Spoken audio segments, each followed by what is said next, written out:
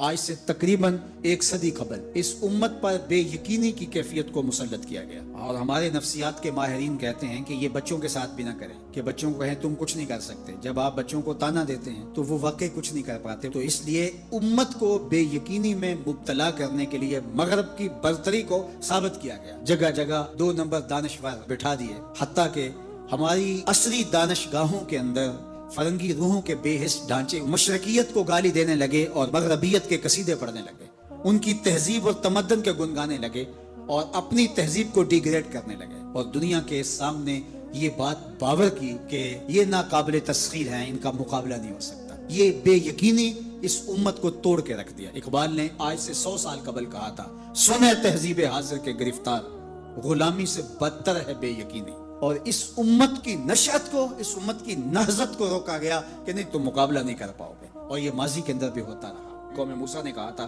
ہم تو مقابلہ کر نہیں سکتے، موت سے بدتر زندگی تھی، اور یہ بالکل ہتھیار پھینک چکے تھے۔ پھر حضرت موسیٰ آئے، ان کو کھڑا کیا، ہمت دلائی، دریائے نیل کے کنارے آئے تو پھر اڑ کے کھڑے ہو گئے۔ چونکہ 12 قبیلے تھے تو کہنے لگے کہ ہم ایک ہی راستے سے نہیں گزریں گے، دشمن پیچھے چڑھا ہوا ہے اور یہ قوم اڑ کے کھڑی ہو گئی ہے دریائے نیل کے کنارے کہ نہیں ہم ایک سوراخ سے نہیں گزریں گے، ہمارے قبیلے الگ الگ ہیں، لہٰذا ہمارے لیے الگ الگ راستے بناؤ۔ قومیں جب نکبت میں، رسوائی میں چلی جاتی ہیں تو یہی حال ہوتا ہے۔ وہ کسی نے کہا کہ ہم ایران کا ساتھ نہیں دے سکتے، وہ تو شیعہ ہیں، تو میں نے کہا کہ چلو آپ نیتن یاہو کا دے دو، وہ تو سنی ہے۔ اس حالت کے اندر نیل کے کنارے کھڑے ہیں اور اب بھی کہہ رہے ہیں کہ نہیں ہم ایک گلی سے نہیں گزر سکتے۔ 12 راستے بن گئے، 12 رستوں سے 12 قبیلے گزرے۔ ادھر وہ بالکل دوسرے کنارے کے قریب پہنچ گئے، ادھر ان کا آخری آدمی دریا میں داخل ہو گیا۔ اب حکم ہوا دریا کو اب تو چلنا شروع ہو، اور یہ پھر پانی میں ڈوب رہے تھے اور یہ کنارے پہ دیکھ کے اپنے قاتل کو آنکھوں سے دیکھ رہے تھے۔ بڑا لطف آتا ہے جب قاتل کو مرتے ہوئے دیکھیں۔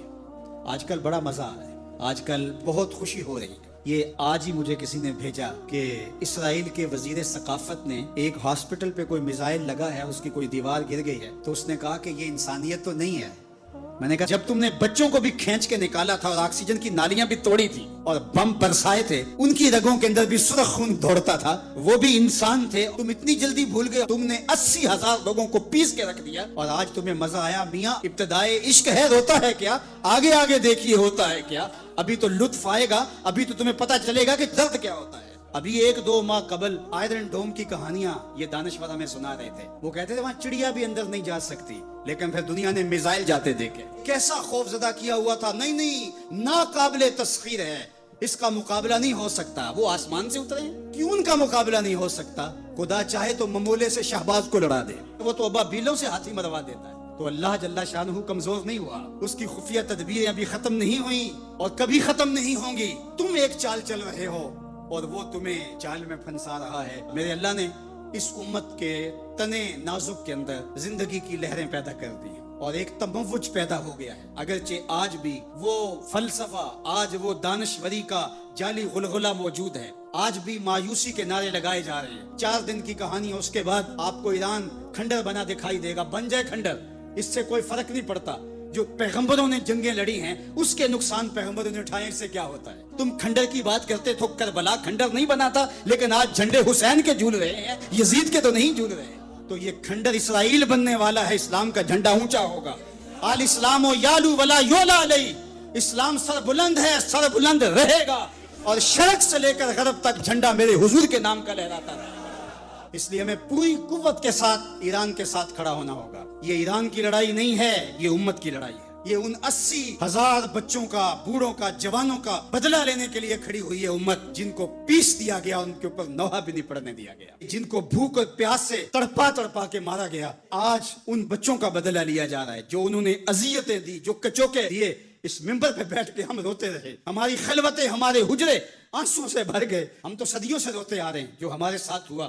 ہم نے اپنے بوڑھے باپ کو روتے ہوئے دیکھا اس امت کے لیے، ہم نے اپنے مشائخ اور اساتذہ کو روتے ہوئے دیکھا۔ یار یہ وقت ہے، کیوں مایوسی پھیلاتے ہو؟ کتاب ملت بیضا کی پھر شیرازہ بندی ہے کہ شاخ ہاشمی کرنے کو ہے پھر بھرگو ثمر پیدا، نوا پیرا ہوا ہے بلبل کہ ہو تیرے ترنم سے کبوتر کے تنے نازک میں شاہی کا جگر پیدا۔ انشاءاللہ یہ دن گنے جا چکے ہیں، مغرب سے قیادت مشرق کی جانب منتقل ہونے والی ہے۔ آپ چائنا کے صدر کا بیان پڑھیے، بصیرت اور حکمت سے بھرا ہوا وہ بیان تھا جس نے سینہ ٹھنڈا کر دیا۔ دنیا کی نظروں میں سب کچھ ہے، بس ایک آواز اٹھنی ہے اور دنیا کی نئی صف بندی ہوگی اور مغرب سے مشرق کی جانب قیادت منتقل ہو رہی ہے انشاءاللہ. اور وہ وقت دور بھی نہیں ہے کہ انشاءاللہ اسلام کا جھنڈا پوری دنیا کے اوپر لہرائے گا اور مسلمان سر بلند ہوں گے. اور یہ بات ہم عرض کرنا چاہتے ہیں, پوری دنیا بھی اسرائیل کو مان لے, پاکستان کبھی تسلیم نہیں کرے گا انشاءاللہ. ہمارے بانی قائد اعظم محمد علی جناح نے کہا تھا کہ یہ امہ کے قلب میں گھسایا گیا خنجر ہے اور یہ مغرب کی ناجائز اولاد ہے, ناجائز ریاست ہے, کسی صورت کے اندر بھی ہم اس کو قبول نہیں کریں گے. آج یہ بات بھی سننے کو مل رہی ہے کہ شاید پاکستان ایران کے خلاف اپنے اڈے فراہم کر رہا ہے. ایسا کبھی نہیں ہوگا, یہ سوائے افواہ کے اور کچھ نہیں ہے. اللہ نے ہمیں یہ پچھلے دن جو عزت دی, جو وقار دیا انڈیا کے خلاف, ہم نے ناکوں چنے چبوائے ان کو, تو کیا ہم اس عزت کو خاک میں اپنے ہاتھوں سے ملا دیں گے؟ ہم اتنے گرے ہوئے ہیں کہ اپنے ہمسائے ملک کے مقابلے کے اندر ہم اڈے فراہم کر دیں گے؟ کیا ہماری غیرت اتنی بھی نہیں ہے؟ کبھی نہیں ہوگا انشاءاللہ. ہم ایران کے ساتھ کھڑے ہوں گے.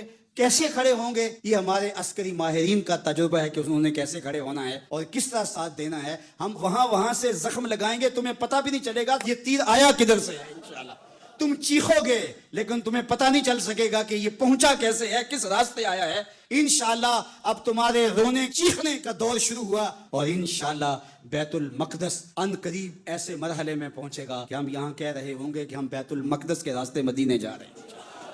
انشاءاللہ بیت المقدس آزاد ہوگا اور ہم ایسے حج عمرے کریں گے کہ اللہ کے ایک گھر سے احرام باندھیں گے اور دوسرے گھر میں جا کے عمرہ کر کے اور حج کر کے کھولیں گے انشاءاللہ العظیم. وہ وقت جلد یا بدیر آنے والا ہے, چونکہ الحق کو یالو ولا یولا الیہ, حق ہی سر بلند ہوگا. جلد یا بدیر اسلام نے ہی غالب آنا ہے اور انشاءاللہ وہ آ کے رہے گا.